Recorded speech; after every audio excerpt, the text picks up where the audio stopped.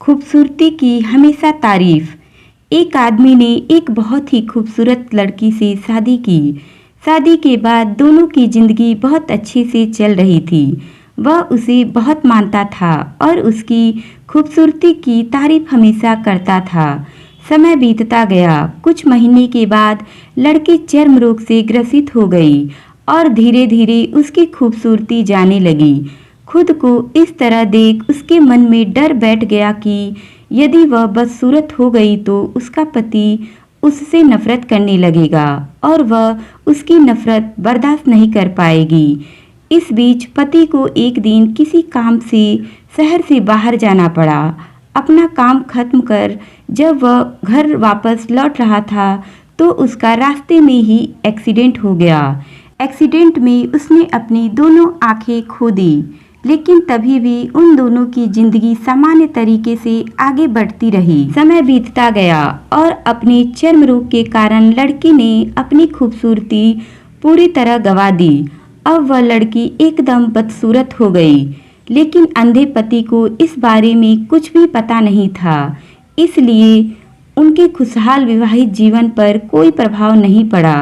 वह उसे उसी तरह प्यार करता रहा, लेकिन कुछ समय बाद लड़की बहुत बीमार हो गई।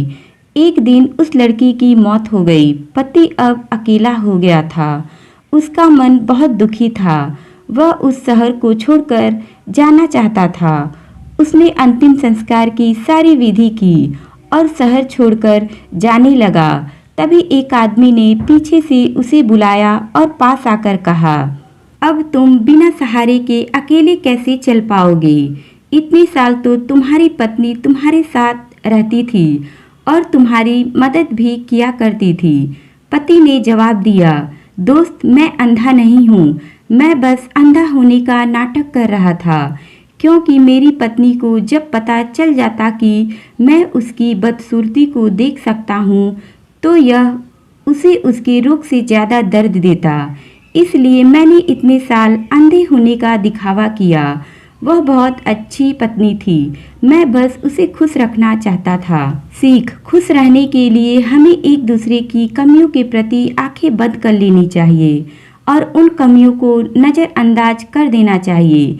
जिंदगी को खुश रहकर जियो, क्योंकि रोज शाम सिर्फ सूरज नहीं ढलता, आपकी अनमोल जिंदगी भी ढलती है। दोस्तों, कहानी अच्छी लगी तो लाइक करें, शेयर करें, कमेंट करें और चैनल को सब्सक्राइब करें। Thank you.